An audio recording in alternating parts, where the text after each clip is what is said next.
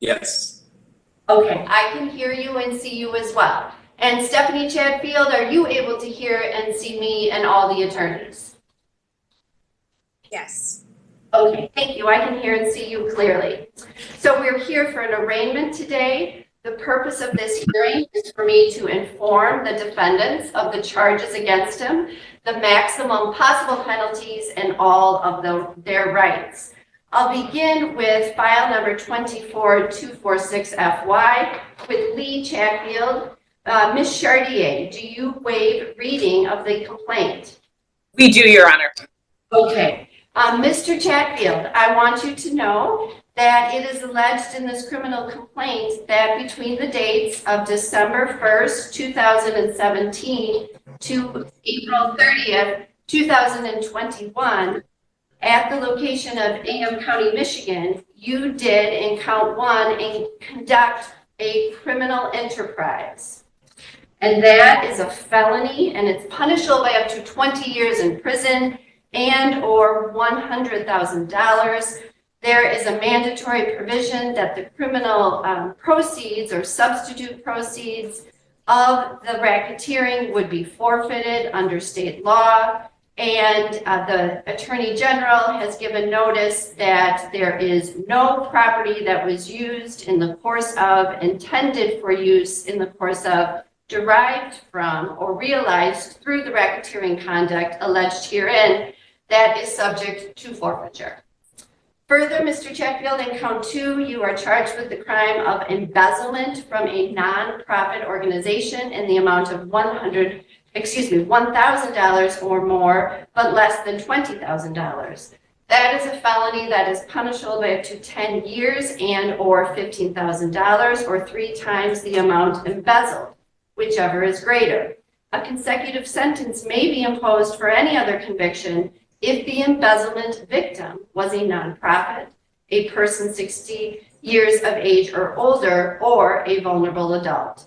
To impose a fine of 3 times the value, the defendant must admit to the amount, or it must be determined by the trier of fact at trial. Similarly, in count 3, you are charged with the crime of conspiracy to commit embezzlement from a nonprofit organization, $1,000 or more, but less than $20,000. That is a felony punishable by up to 10 years and or $15,000 and a $10,000 additional fine.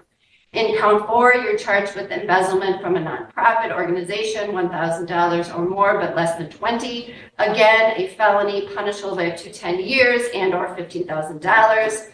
And the consecutive sentence provision applies here. In the alternative to that count, in count 4, you're charged with the crime of larceny, $1,000 or more, but less than $20,000, which is a felony punishable by up to 5 years and or $10,000 or 3 times the value of the property stolen.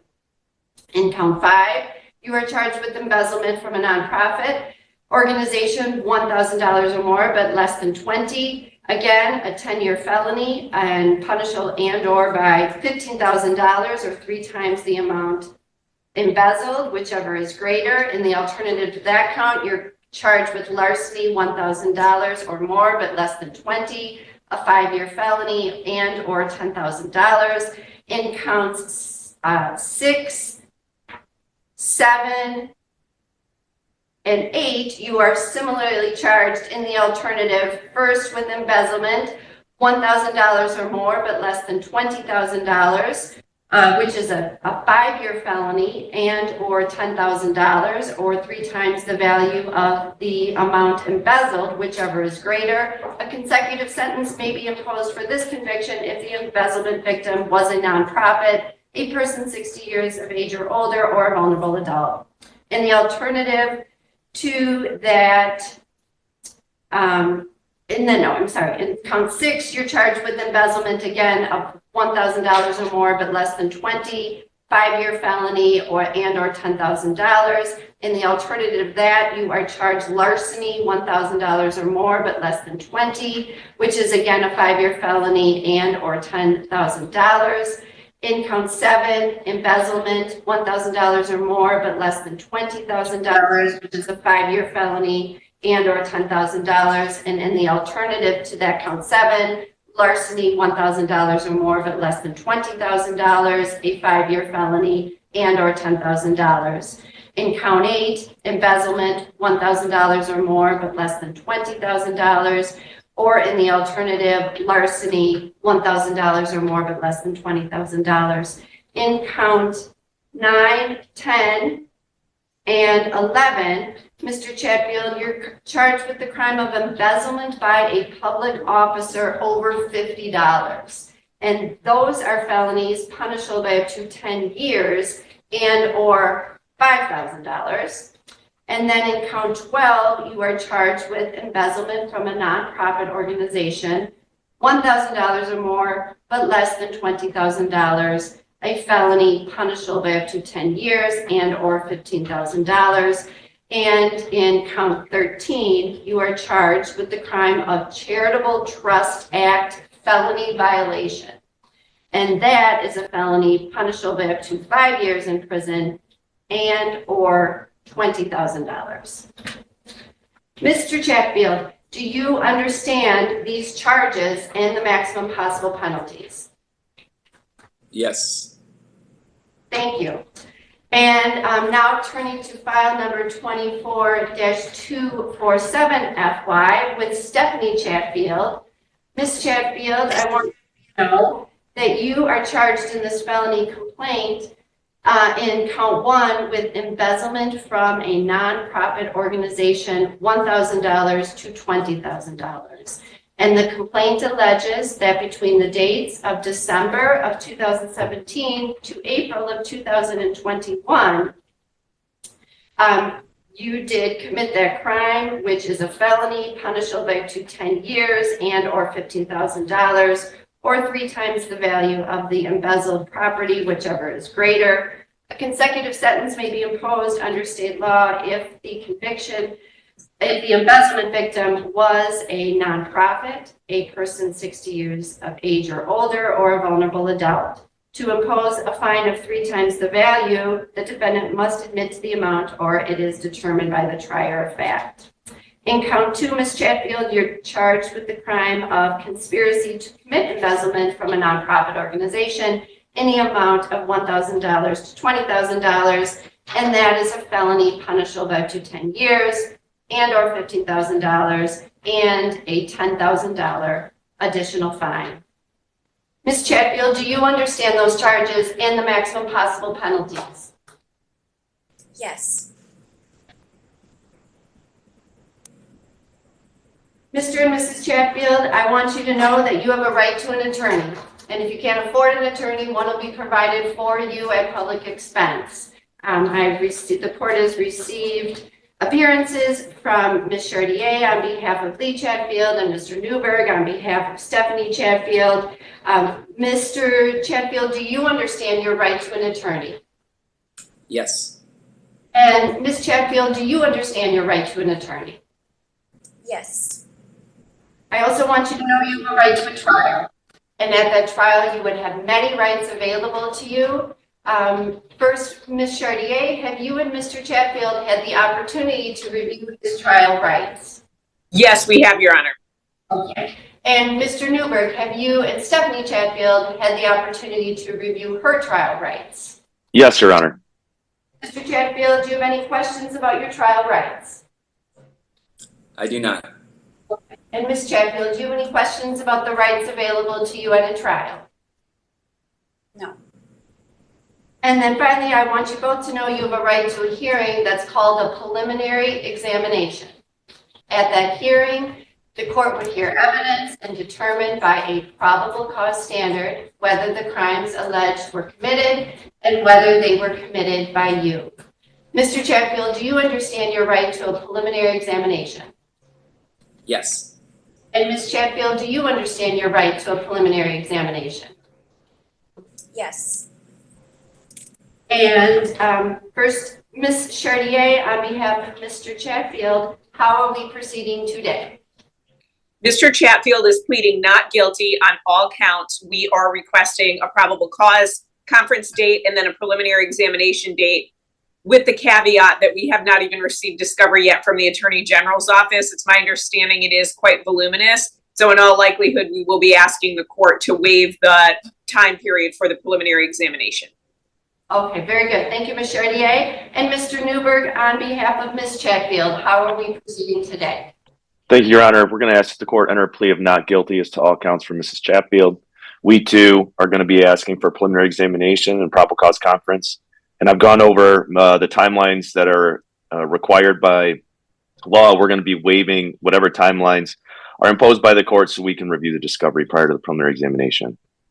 Thank you, Mr. Newberg. So we'll turn to those dates. The court will enter those pleas of not guilty on behalf of Ms. Chatfield and Mr. Chatfield. And the dates that would be set, so the parties know, would be a probable cause conference on May 10th at 8:30, and then a preliminary examination on May 16th at 9 a.m. I want to turn to Mr. Ralston on his position on the defendant's request to waive their 21-day timeline and adjourn these matters out. Mr. Ralston. Yeah, that's fine, Judge. No objection. Thank you.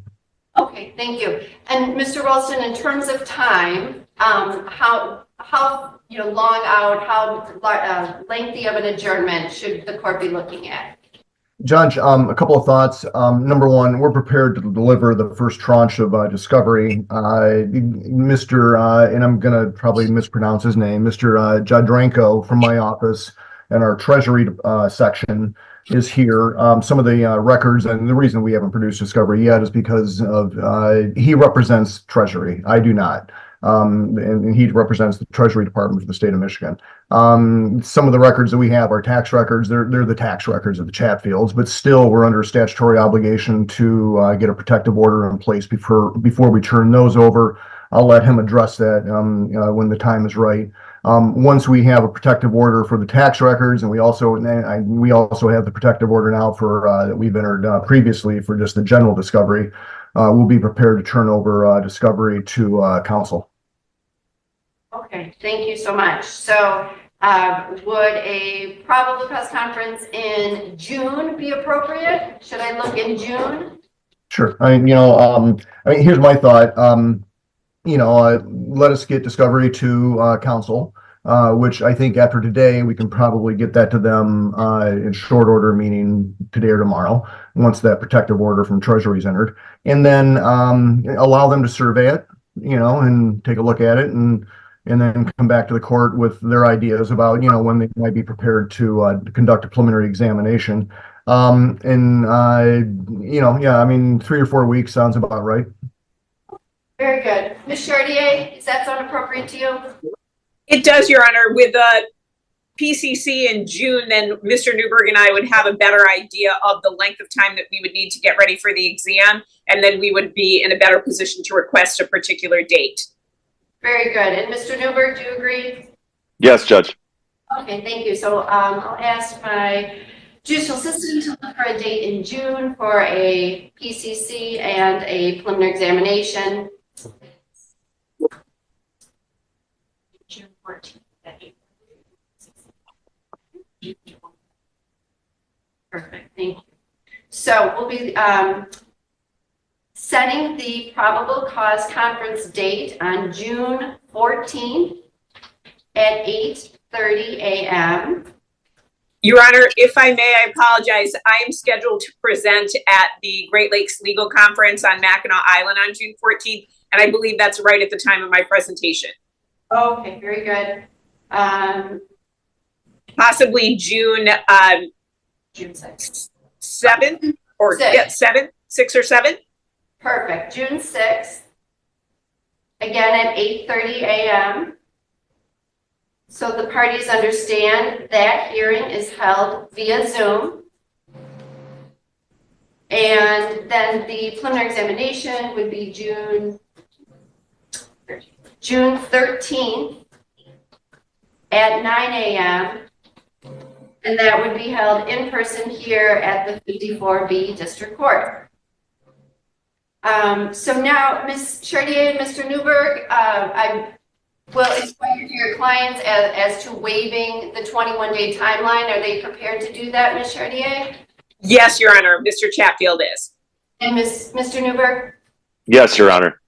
Okay, thank you. Mr. Chatfield, I'll begin with you. Have you heard the discussions that the lawyers and I have had? Yes. Okay, and so you understand that there's been a request by your lawyer to adjourn the original date that I was going to give you for our next hearings. You heard that, correct? Yes, Your Honor.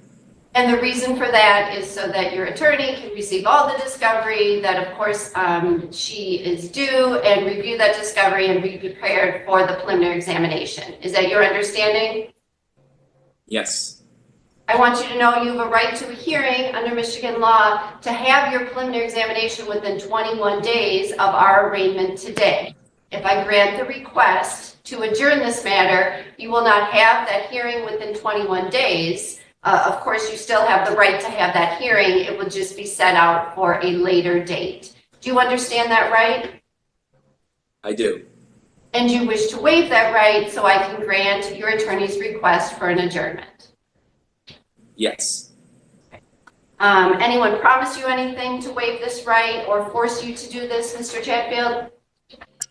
No, Your Honor. Is it your own choice? Yes. Okay.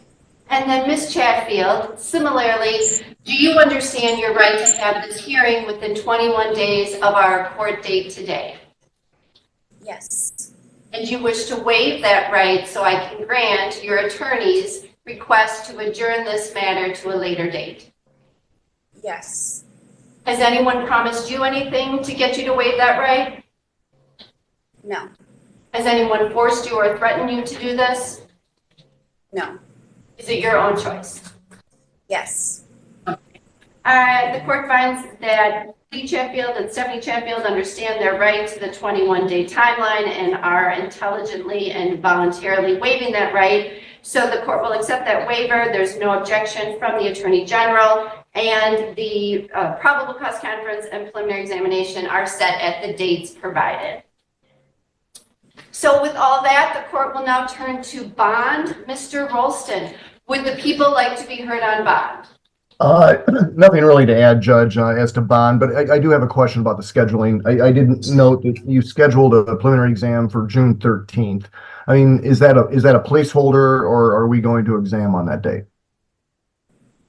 Hearing from the parties, it sounded more like a placeholder, just because the defense Fine. No problem. noted that it would have a better sense of how their review of the voluminous discovery in this matter is going, but we are going to set that, and I trust that the parties will be in touch with each other as to discovery and how the review of discovery is going. Great, thank you. Absolutely. And then on bond, nothing to add, Mr. Rolston? The only thing I'd ask is I would ask that the Chatfields turn over their passports. Pretty standard and typical, and we'd ask that the court require that. Okay. And that is because of a fear of non-appearance or flight? Yeah, exactly, Judge. Thank you. I just have to say that is not at all typical in this court's practice. I mean, unless there is a specific, if there's a circumstance surrounding a particular defendant. So I would just, if you would like to elaborate on what it is about Lee Chatfield, Stephanie Chatfield, that would require the court to have them surrender their passports. Well, I mean, I guess my thought is that whenever anybody's charged with, as in Mr. Chatfield's case, with conducting a criminal enterprise, I mean, that's a 20-year felony, prison guidelines. It's a serious offense, and I understand what you just said about it's your practice to not require that, but and typically in the cases that I've handled, I mean, that's what I've seen judicial officers and many times ask the defendants turn over their passports during the pendency of a case. I mean, I think Ms. Chartier mentioned the other day that they were in Europe recently. So, I mean, up to the court, and those are my thoughts. Okay. So it's the seriousness of the charge, and perhaps it sounds like the Chatfields, had the means to travel out of the country. All correct, Judge. Okay, thank you. Ms. Chartier, would you like to be heard on bond? Thank you, Your Honor. Mr. Chatfield is not a danger to the community. He has absolutely no criminal history whatsoever, and these are serious crimes, but they are financial allegations. As it relates to him being a flight risk, it has been almost 2.5 years that Mr. Chatfield has had to live under the umbrella of allegations being made. His allegations, his life have been in the media regularly. He has been wrongfully maligned. There's been speculation, rumor, innuendo, false claims. Throughout all of that, he has never fled, not once. If he were going to flee, he would have done it by now. He would not have asked the court's permission to travel out of state. He would have left. He has 5 young children. He has no history of failure to appear in court because he's never had to be in court for any sort of criminal offense. And after 2.5 years of being falsely accused, he is looking forward to his day in court and fighting this. Mr. Chatfield is not a flight risk at all. At our last hearing this week, Mr. Ralston asked that Mr. Chatfield be treated like any other defendant, and I'm asking for the same. Similarly situated defendants have been required to not post a bond, but have had a personal recognizance bond, and that's what I'm asking on behalf of Mr. Chatfield. He is ready to fight these charges, and we will fight these charges whenever we need to appear in court. Thank you, Ms. Chartier. Mr. Newberg, would you like to be heard on bond on behalf of Stephanie Chatfield? Thank you, Judge. Judge, Ms. Chatfield is in the same situation as Mr. Chatfield. I think I brought it to the court's attention at the last hearing. During the 2 years investigation, she was contacted, or I was contacted by law enforcement. She went and spoke with law enforcement on different matters. She always appeared. During that time, she also left the state and she also left the country, but she also, without having any requirement to do so, let me know when she was leaving and when she was returning, knowing that there was an investigation going on. That's also the same situation here, Judge. She called and let me know over the weekend that they were headed to Kentucky, that they had pre-booked a flight. And we took the step of notifying the court even before an arraignment to allow them to travel out of an abundance of caution. And here they are on time today. She has no criminal history. She is working as a teacher. She has 5 kids. And so I'm going to ask that the court give a PR bond and set this matter, which the court already has, for a preliminary examination, and we can see how the facts fared out at that point. Hey, Judge, real quick, I just noted Mr. Newberg indicated that they're flying to Kentucky. I think Ms. Shark, that's probably a point we should clear up. Yeah. Oh, they drove. If I said flight, that's my fault. They drove. Okay. Oh, thank you. Very good. So turning first to Mr. Chatfield, both Mr. and Mrs. Chatfield, were you both able to hear what the lawyers told me in regards to bond? Yes. Yes. Okay, thank you. So as the parties all know, under Michigan law, the court may consider 2 factors in making a bond determination. Those factors are 1, whether the defendant will appear for all court dates, and 2, whether the defendant poses a risk to public safety. The court agrees with the defense counsel, and I don't think that there's really much objection from the Attorney General that neither factor in these cases is triggered such that any sort of money bail bond is allowed in this case, and any concerns that the court has as to either of those factors can be addressed through bond conditions.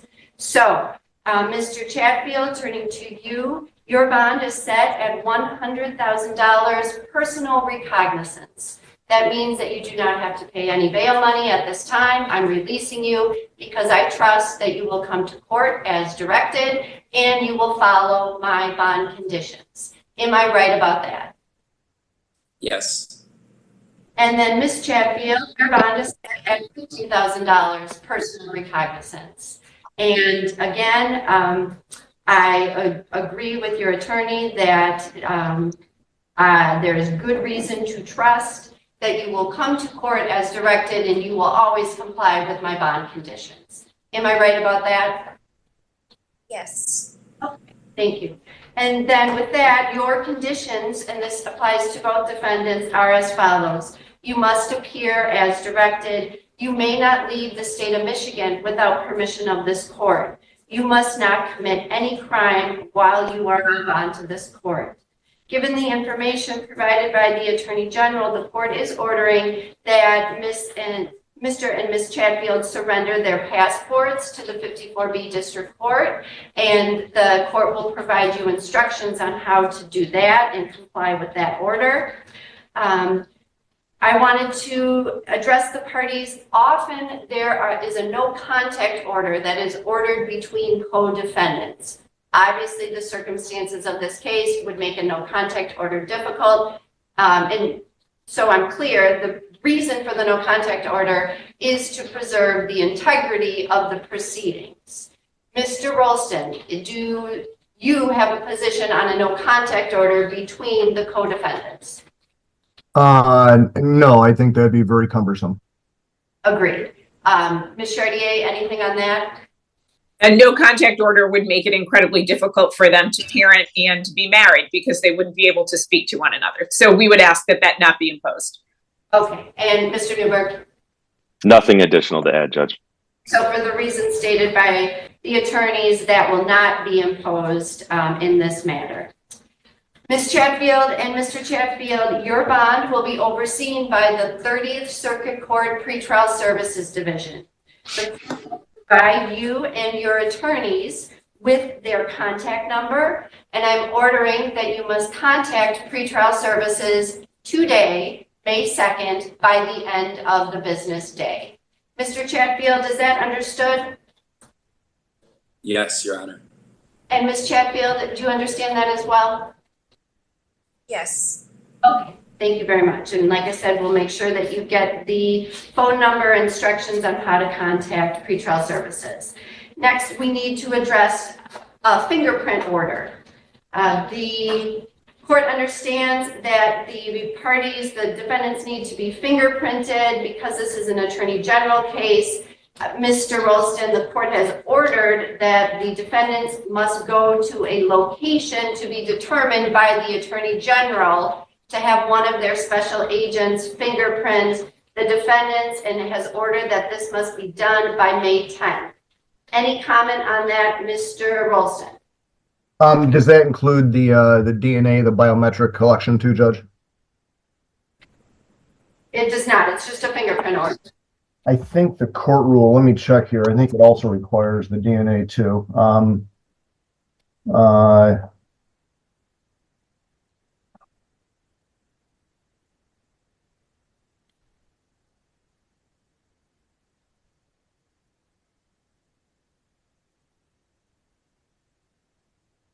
We can address that if you wish to, but we all know that fingerprints are required. So as to the instructions to the defendants that the location will be determined by the Attorney General, is there any other instruction that the court should give the defendants?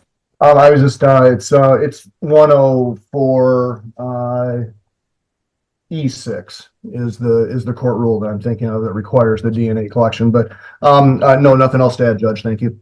Okay, very good. So, Ms. Chatfield, I have your fingerprint order here. I'm signing that. So you'll have to stay in good contact with Mr. Newberg, who will help facilitate that these fingerprints get taken. This is just a standard part of every court case, and this, again, order must be complied with by May 10th. Understood? Yes. Okay, and same for you, Mr. Chatfield. Do you understand?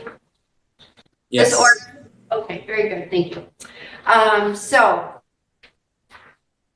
next, the court wanted to address that it has received a travel request from each defendant, and note that at a hearing of Tuesday of this week, the parties notified the court about a pre-planned trip that Mr. and Mrs. Chatfield had planned out of state.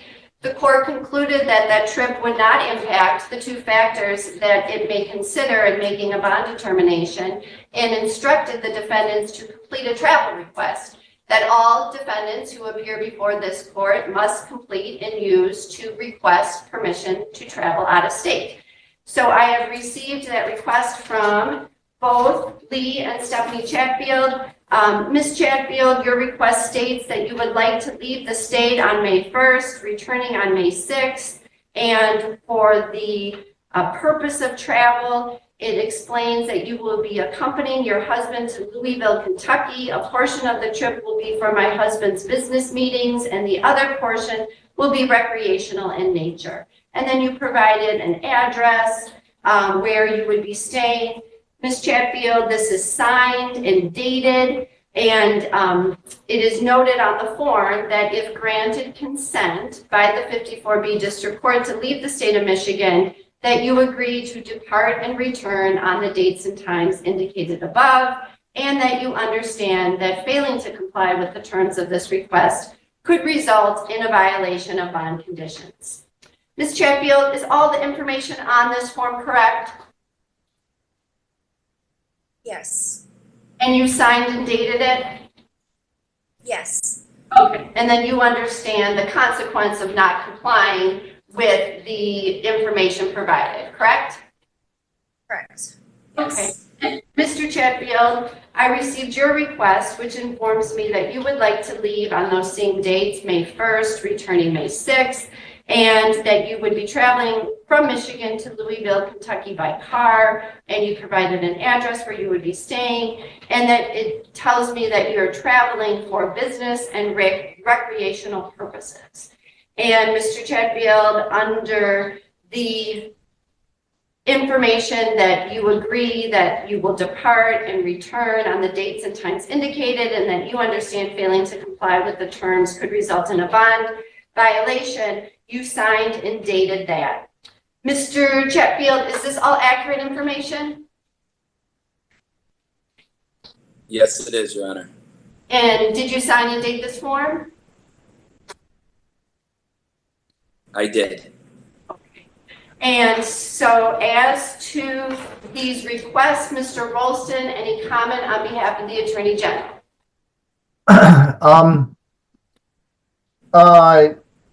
Only that I thought the information the court received on Tuesday was pretty thin. And what I mean by that is, I mean, even, the name of the consulting firm that Mr. Chatfield and the exact reason for the travel. I mean, I didn't feel like there was a lot of detail given, is I guess what I'm saying is, and again, I asked the court to treat them like anybody else.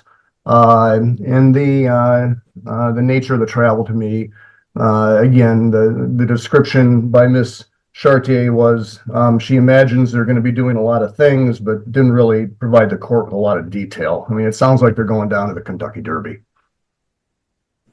I thought that was established on Tuesday also. Ms. Chartier, anything? Well, first of all, say in looking at Ms. Chatfield's request, that is a detailed enough and typical normal request. I do find that Mr. Chatfield's I am traveling for business and recreational purposes is more vague than the court would typically receive. And if, as the court is more is used to a request that might say, I'm traveling for an educational conference to, this state and this date and time, and this is the professional organization. And often people would let me know if there's any kind of family emergency. Of course, they're traveling for a funeral of their grandparent, and they will be going from. So I do get more detailed information. Business and recreational purposes is quite vague.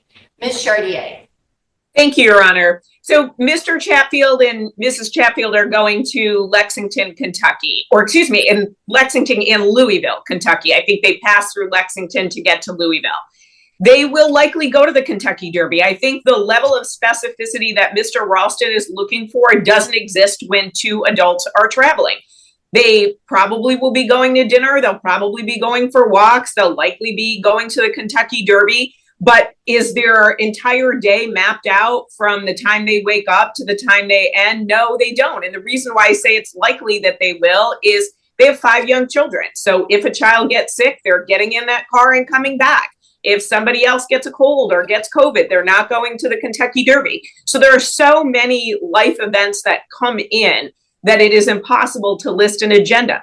Mr. Chatfield runs a consulting firm. Mr. Ralston in the AG's office knows that because they've been looking at the details of his life for the last 2.5 years. He's going down there to meet with potential clients. I think to have to specify who they are is such an infringement on his privacy that I would absolutely, argue against that. He is going to Louisville, Kentucky for his business. They are going to also enjoy themselves while they're there. He is conducting himself in the exact same way that he has the last 2.5 years. He's had to travel for work. His wife has frequently come with him, and then they go home. This is no different than any other trip, except for the fact that now he is under a court order. Okay, thank you. Well, I appreciate, Ms. Chartier, the additional information, and the information you provided would suffice to have this be a normal travel request that the court is accustomed to. So they are traveling. The plan is to go to the Kentucky Derby. There will, of course, be other recreational events that may happen along the way, but also that Mr. Chatfield has a consulting business, and he will be meeting with clients. I don't need to know the clients' names, of course. I don't need to know restaurants or anything, but that is helpful and, like I said, more typical a request that the court would be comfortable granting. So with that additional information, the court is granting the request. Ms. Chatfield, I'm signing your request right now and doing that, and same for you, Mr. Chatfield.